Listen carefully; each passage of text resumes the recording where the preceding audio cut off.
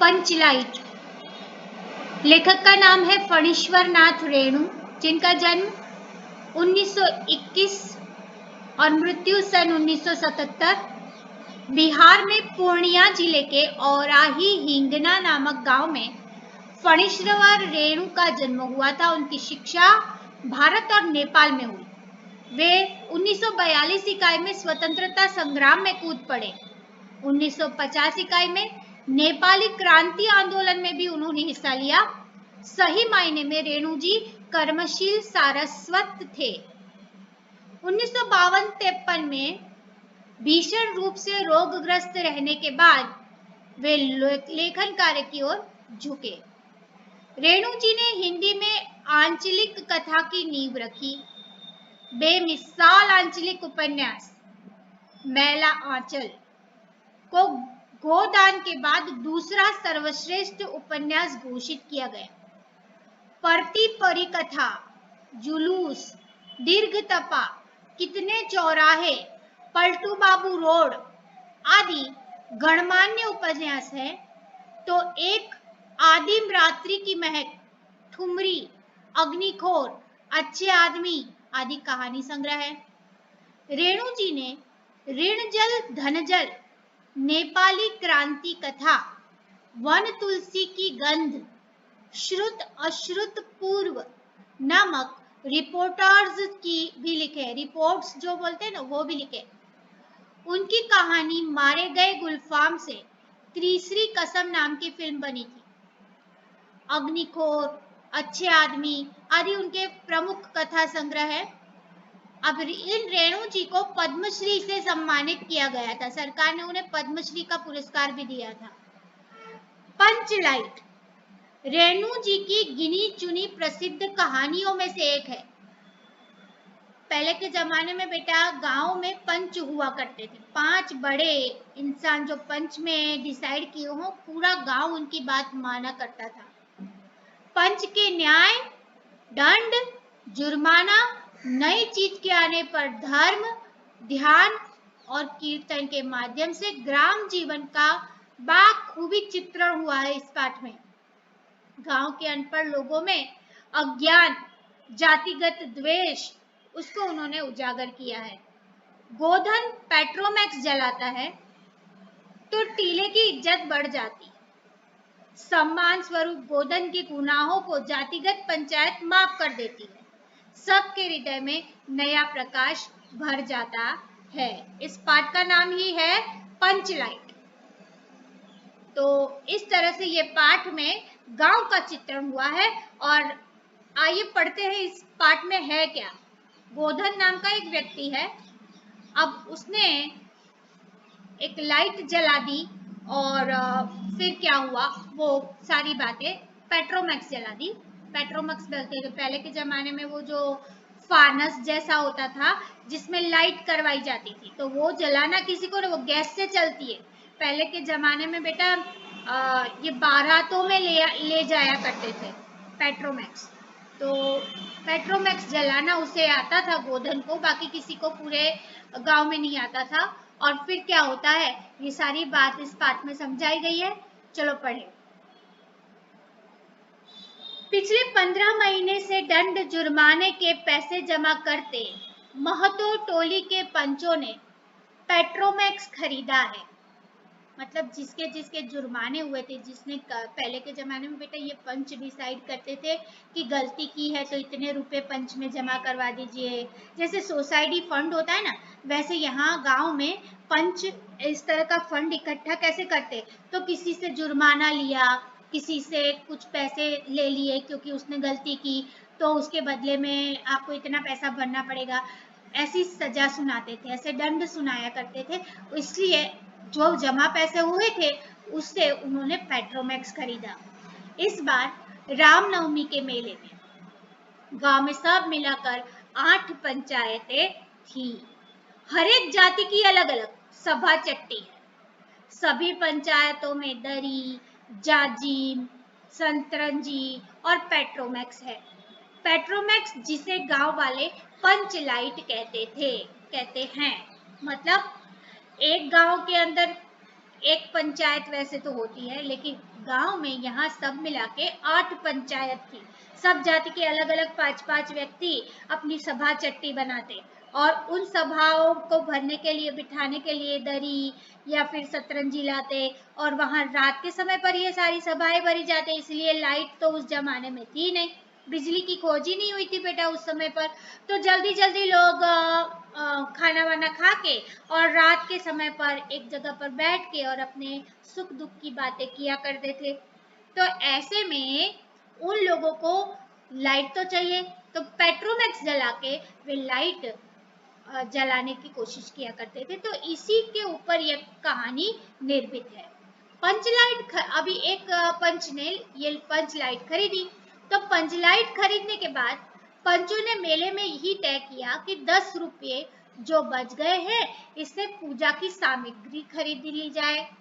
बिना नेम टेम के कस्बेबाजी कब्जे वाली चीज का पुण्याह नहीं करना चाहिए। पुण्याह नहीं करना चाहिए का मतलब है शुरू नहीं करना चाहिए। अंग्रेज बहादुर के राज में भी पुल बनाने से पहले बलि दी जाती थी। उस जमाने के बाद मेले से सभी पंच दिन दहाड़े ही गांव लौटे। मतलब दिन का समय था, मतलब उजाले की जरूरत उस समय पर नहीं थी। सबसे आगे पंचायत का छड़ीदार पंच लाइट का डिब्बा माथे पर लेकर और उसके पीछे सरदार, दीवान, पंच वगैरह। गांव के बाहर ही ब्राह्मण टोले के फुटगिंझा ने टोक दिया। कितने में लालटेन खरीदा हुआ है महतो? देखते नहीं है, पंच लाइट है। ब्राह्मण टोली के लोग ऐसे ही ताप करते, अपने घर की ढिबरी को भी बिजली बत्ती कहेंगे और दूसरों के पंच लाइट को लालटेन। देखो एक दूसरे के पैर खींचने की बात है। ब्राह्मण की जो टोली थी उन्होंने कहा ये पंच लाइट के बदले क्या बोला? लालटेन बोल दिया। तो तुरंत पंचों में से लोग बोले कि पंच लाइट नहीं, ये लालटेन नहीं है, पंच लाइट है। टोले भर के लोग जमा हो गए। औरत, मर्द, बूढ़े, बच्चे सभी कामकाज छोड़कर दौड़े आए। चल रे चल, अपना पंच लाइट आया है, पंच लाइट। छड़ीदार अग्नु महतो रह रख कर लोगों को चेतावनी देने लगा। हाँ, दूर से, जरा दूर से, छूछा मत करो, ठेस न लगे, ऐसे इंस्ट्रक्शंस देने लगा। सरदार ने अपनी स्त्री से कहा सांझ को पूजा होगी, शाम के समय पर पूजा होगी, जल्दी से नहा धोकर चौका पीढ़ी लगाओ। टोले की कीर्तन मंडली ने, मुलगैन ने अपनी भगतिया पच्छकों को समझाकर कहा देखो आज पंचलेट की रोशनी में कीर्तन होगा। बेताले लोगों के पहले ही कह देता हूँ, आज यदि आखिर धरने में 1.5 बेड़ हुआ तो दूसरे दिन एकदम बेकार। गांव की भाषा है बेटा, समझा रहा है कि आज पंचलाइट में हम लोग कीर्तन करेंगे। औरतों की मंडली में गुल्लरी काकी गोसाई का गीत गुनगुनाने लगी। छोटे छोटे बच्चों ने उत्साह के मारे बेवजह शोरगुल मचाना शुरू किया। सूरज डूबने के 1 घंटा पहले से ही टोले भर के लोग सरदार के दरवाजे पर आकर जमा हो गए। पंचलेट ऐसे ही चिल्लाने लगे। पंचलेट के सिवा और कोई गप नहीं, कोई दूसरी बात ही नहीं कर रहा था। सरदार ने गुड़गुड़ी पीते हुए कहा दुकानदारों ने पहले सुनाया पूरे 5 कौड़ी, 5 रुपया। मैंने कहा कि दुकानदार साहब यह मत समझिए कि हम लोग एकदम देहाती हैं। देहाती मतलब गांव वाले, गांव के गवार हैं, ऐसा मत समझना। बहुत बहुत पंचलाइट देखा है। इसके बाद दुकानदार मेरा मुंह देखने लगा, बोला लगता है आप जाति के सरदार हैं। ठीक है, जब आप सरदार होकर खुद पंचलेट खरीदने आए हैं तो जाइए, पूरे 5 कौड़ी में आपको दे रहे हैं। दीवान जी ने कहा अलबत्ता चेहरा परखने वाला दुकानदार है। पंचलेट का बक्सा दुकान का नौकर देना ही नहीं चाहता था। मैंने कहा देखिए दुकानदार साहब, बिना बक्सा पंचलेट कैसे ले जाएंगे? दुकानदार ने नौकर को डांटते हुए कहा क्यों रे दीवान जी, क्या आंखों के आगे घुरखेल करता है? दे दो बक्सा। टोले के लोगों ने अपने सरदार और दीवान की ओर श्रद्धा भरी नजरों से देखा। छड़ीदार ने औरतों की मंडली में सुनाया। रास्ते में सन सन बोलता था पंचलेट। नई चीज घर में आती है तो उसके बारे में बातचीत की जाती है। इसी तरह इस गांव में भी अनपढ़ लोग थे, लेकिन वे अपने खरीदी हुई चीज को बड़ा अच्छा बना रहे थे, बता रहे थे, एक दूसरे को उसी के बारे में बातें किया कर रहे थे। लेकिन एक मौके पर लेकिन लग गया। रुदल शाह बनिए की दुकान से 3 बोतल केरोसिन तेल लाया गया। आया और सवाल पैदा हुआ, पंचलेट जलाएगा कौन?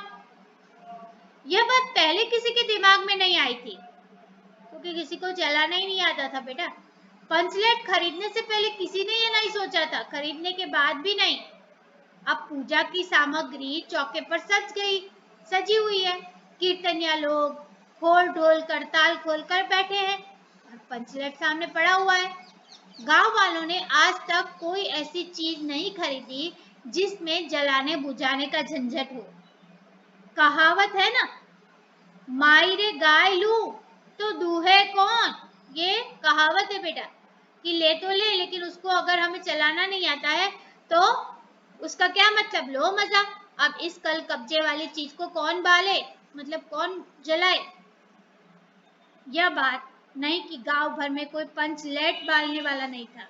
हर एक पंचायत में पंचलेट है, उसके जलाने वाले जानकार है। लेकिन सवाल यह है कि पहली बार नेम टेम करके, शुभ लाभ करके दूसरी पंचायत के आदमी की मदद से पंचलेट जलेगा। इससे तो अच्छा है कि पंचलेट पड़ा रहे। मतलब उस जाति के लोग दूसरी जाति के पंचायत के साथ काम नहीं करवाना चाहते थे, उनके आदमियों से काम नहीं करवाना चाहते थे। जिंदगी भर का ताना कौन सा है, मतलब हमेशा फिर वो लोग सुनाते रहते कि तुम्हारी पंचायत को हमने पंचलाइट जला के दी। ये जिंदगी भर का ताना वे नहीं चाहते थे। बात बात में दूसरे टोले के लोग कुकूट करेंगे, तुम लोगों का पंचलेट पहली बार दूसरे के हाथ से ना, पंचायत की इज्जत का सवाल है। ये सब सोच रहे पंचायत वाले। दूसरे टोले के लोगों से मत कहिए, ऐसा उन्होंने कहा। चारों ओर उदासी छा गई। अंधेरा बढ़ने लगा। अब अंधेरा होते ही लाइट की जरूरत पड़ेगी, लेकिन इन लोगों में से किसी को वह पंच लाइट जलाना ही नहीं आता था। किसी ने अपने घर में आज ढिबरी ही नहीं जलाई थी। ढिबरी मतलब छोटा सा दिया। उस जमाने में बेटा दिए के प्रकाश में काम किया जाता। आज पंचलेट के सामने ढिबरी कौन बालता है। सब किए किराए पर पानी फिर रहा था। सरदार, दीवान और छड़ीदार के मुंह में बोली नहीं थी, मतलब बहुत ही चुप होकर बैठ गए थे, क्योंकि उनको खुद को ही कुछ नहीं आता था। पंचों के चेहरे उतर गए थे। किसी ने दबी हुई आवाज में कहा, क्या कहा भाई धीरे से, कल कब्जे वाली चीज का नखरा बहुत बड़ा होता है। कल कब्जे वाली चीज मतलब मशीनी चीजें, जिसको चलाना ना आता हो, ऐसी चीजें जिसमें बहुत सारे क्या कहते हैं औजार लगे हो, ऐसी चीजें, स्क्रू वगैरह लगे होते हैं ना, वो ऐसी चीजें लगाने का नखरा बहुत होता है। एक नौजवान ने आकर सूचना दी। राजपूत टोली के लोग हंसते हंसते पागल हो रहे हैं, कहते हैं कान पकड़कर, पंचलेट 5 बार उठो बैठो तुरंत जलने लगेगा। देखो दूसरे टोली वाले जो थे ना, वो हंसते थे इन पंचों पर, इस जाति के पंचों पर हंस रहे थे और क्या बोल रहे थे, हंसते हंसते पागल हो रहे थे और कह रहे थे कान पकड़कर 5 बार उठक बैठक करो तो पंचलाइट जल जाएगा। ऐसे मजाक कर रहे थे। पंचों ने सुनकर मन ही मन कहा, भगवान ने हंसने का मौका दिया है, हंसेंगे नहीं। एक बूढ़े ने आकर खबर दी, रुदल शाह बनिया भारी बतंगड़ आदमी है, कह रहा है पंचलेट का पंपू जरा होशियारी से देना। उसमें जो पंप देना पड़ता है ना, वो होशियारी से देना, कुछ गलती ना कर देना। तभी देखो गुलरी काकी की बेटी मुनरी के मुंह से बार बार एक बात आकर मन में लौट जाती थी। वह कैसे बोले, वह जानती थी कि गोधन पंचलेट जलाना जानता है। गोधन लड़के का नाम है, लड़की का नाम है मुनरी, और वह किसकी बेटी थी, गुलरी काकी की। लेकिन गोधन का हुक्का पानी पंचायत में बंद है। उसने गलती की होगी तो पंचायत ने उसका हुक्का पानी बंद कर दिया था, मतलब वहां आना जाना उसे कुछ लेना देना नहीं, ऐसा पंचायत ने उसको सजा सुनाई थी, दंड सुनाया था। इसीलिए अभी वो गोधन का नाम नहीं ले पा रही थी, क्योंकि गोधन की गलती पर पंचायत ने ही उसे उसका हुक्का पानी बंद कर दिया था। तो अभी ऐसे में वो कैसे कहती कि गोधन को पंचलेट जलाना आता है। मुनरी काकी की माँ ने पंचायत में फरियाद की थी कि गोधन रोज उसकी बेटी को देखकर सनम सनम वाला सलीमा का गीत गाता है। हम तुमसे मोहब्बत करके सनम। पंचों की निगाह पर गोधन बहुत दिन से चढ़ा हुआ था, मतलब वो उसकी नजर रखे ही रहे थे। दूसरे गांव से आकर बसा है गोधन। अब तक टोले के पंचों को पान सुपारी खाने के लिए कुछ नहीं दिया, मतलब उससे कुछ फायदा नहीं हुआ पंचों को। परवाह ही नहीं करता है, बस पंचों को मौका मिला 10 रुपया जुर्माना, न देने से हुक्का पानी बंद, ऐसी सजा सुनाई। पहले तो जुर्माना न भरे तो उसका हुक्का पानी बंद। आज तक गोधन पंचायत से बाहर है, उससे कैसे कहा जाए मुनरी उसका नाम कैसे ले। और उधर जाति का पानी उतर रहा है, मतलब उसके शर्म से आंखें झुकी हुई है, क्योंकि किसी को पंचलाइट जलाना ही नहीं आ रहा है। मुनरी ने चालाकी से अपनी सहेली कनेली के कान में बात डाल दी। कनेली चीको चिंद चिंद। कनेली मुस्कुराकर रह गई। गोधन तो बंद है। मुनरी बोली, तू कह तो सरदार से। गोधन जानता है पंचलेट जलाना। कनेली बोली, कौन गोधना जानता है जलाना। लेकिन सरदार ने दीवान की ओर देखा और दीवानों ने पंचों की ओर। पंचों ने एक मुंह होकर कहा, हुक्का पानी बंद कर दिया था उसका। सलीमा का गीत गाकर आग का इशारा मारने वाले गोधन से गांव भर के लोग नाराज थे। सरदार ने कहा, जाति की बंदिश क्या, जबकि जाति की इज्जत ही पानी में बह जा रही है। क्यों जी दीवान? दीवान ने कहा, ठीक है। पंचों ने भी एक स्वर में कहा, ठीक है, गोधन को खोल दिया जाए, मतलब गोधन को जो सजा दी है उसको माफ कर दिया जाए। सरदार ने छड़ीदार को भेजा। छड़ीदार वापस आकर बोला, गोधन आने को राजी नहीं हो रहा है, कहता है पंचों की क्या प्रतीत है, कोई कल कब्जा बिगड़ गया तो मुझे दंड जुर्माना भरना पड़ेगा। उसका क्या भरोसा, पंचों का क्या प्रतीत है का मतलब है उनका क्या भरोसा, कहीं कुछ बिगड़ जाएगा तो मुझे दंड देना पड़ेगा, जुर्माना भरना पड़ेगा। छड़ीदार ने रोनी सूरत बनाकर कहा, किसी तरह गोधन को राजी करवाइए, नहीं तो कल से गांव में मुंह दिखाना मुश्किल हो जाएगा। गुलरी काकी बोली, जरा मैं देखूं कह के। गुलरी काकी उठकर गोधन के झोपड़े की ओर गई और गोधन को मना लाई। सभी के चेहरे पर नई आशा की रोशनी चमकी।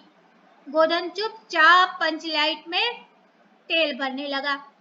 सरदार की स्त्री ने पूजा की सामग्री के पास चक्कर काटती हुई बिल्ली को भगाया। कीर्तन मंडली का मूल गेन मूर्छल के बालों को संवारने लगा। गोधन से पूछा, स्पिरिट कहाँ है? गोधन ने उस समय पूछा, स्पिरिट कहाँ है? स्पिरिट लिखा है गांव की भाषा में, स्पिरिट को स्पिरिट, बिना स्पिरिट के कैसे जलेगा? लो मजा, अब ये दूसरा बखेड़ा खड़ा हुआ। सभी ने मन ही मन सरदार, दीवान और पंचों की बुद्धि पर अविश्वास प्रकट किया। बिना बूझे समझे काम करते हैं वे लोग। उपस्थित जन समूह ने उस पूरे समूह में फिर मायूसी छा गई। लेकिन गोधन बड़ा होशियार लड़का है, बिना स्पिरिट के ही पंचलेट जलाएगा। थोड़ा गरी का तेल ला दो। मुनरी दौड़ कर गई और मलसी गरी का तेल ले आई। गोधन पंचलेट में पंप देने लगा। पंचलेट की रेशमी थैली में धीरे धीरे रोशनी आने लगी। गोधन कभी मुंह से फूंकता, कभी पंचलेट की चाबी घुमाता। थोड़ी देर के बाद पंचलेट से सनसनाहट की आवाज निकलने लगी और रोशनी बढ़ती गई। लोगों के दिल का मैल दूर हो गया गोधन बड़ा काबिल लड़का है। देखो उसकी अभी गलती छुप गई, उसने एक अच्छा काम करके दिया ना, इसलिए अब सब लोग क्या कहने लगे, गोधन बड़ा काबिल लड़का है।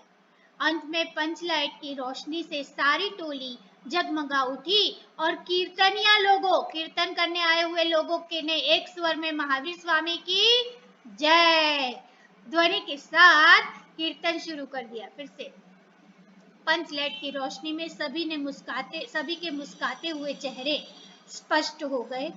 गोधन ने सबका दिल जीत लिया। मुनरी ने हसरत भरी निगाह से गोधन की ओर देखा, आंखें चार हुई और आंखों ही आंखों में बातें हुई। कहा, सुना माफ करना, मेरा क्या कसूर। सरदार ने गोधन को बहुत प्यार से पास बुलाकर कहा, तुमने जाति की इज्जत रखी है, तुम्हारे साथ खून माफ। खूब गाओ सलीमा का गीत, तुम्हें सब चीज की छुट्टी दी जाती है, अब तुम जो करना है कर सकते हो। गुलरी काकी बोली, आज रात मेरे घर खाना गोधन। गोधन ने फिर एक बार मुनरी की ओर देखा। मुनरी ने पलके झुक गई उसकी पलके। कीर्तनिया लोगों ने कीर्तन समाप्त कर जय ध्वनि की। जय हो जय हो। पंचलाइट के प्रकाश में पेड़ पौधों का पत्ता पत्ता चमकने लगा था। इसी तरह पूरा पाठ यहाँ समाप्त होता है। अब हम उसके शब्दार्थ और टिप्पणी देखें। जुर्माना का मतलब होता है न्यायालय या पंचायत द्वारा अपराधी को दिया गया अर्थदंड। अर्थ मतलब पैसे का दंड। महतो मतलब मुखिया।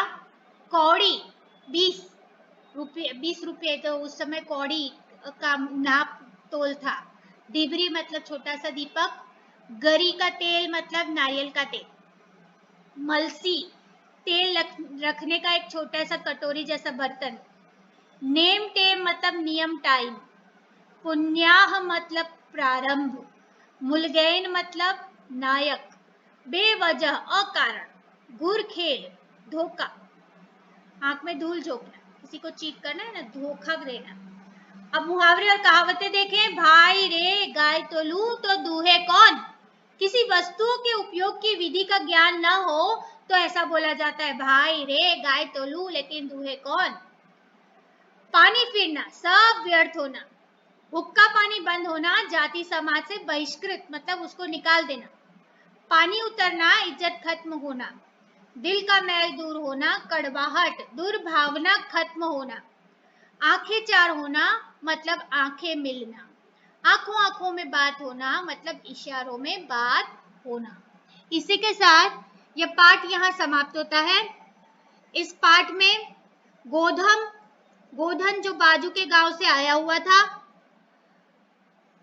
मुनरी नाम की लड़की से वह मन ही मन पसंद करता था उसे, और जब सनम सनम गीत गाता है तो उससे नाराज पंचायत उसे गांव के से बहिष्कृत करती है और अपराधी को दंड देती है कि पैसा भरो या फिर तुम्हें बहिष्कृत किया जाता है, तुम्हें निकाल दिया जाता है। हमारे सभी नियम के अनुसार अगर तुम मेरे साथ हमारे साथ नहीं रहोगे, हमारे नियमों का पालन नहीं करोगे, तो हम आपको इस जाति या समाज से बहिष्कृत कर देंगे, ऐसा उन्होंने कहा।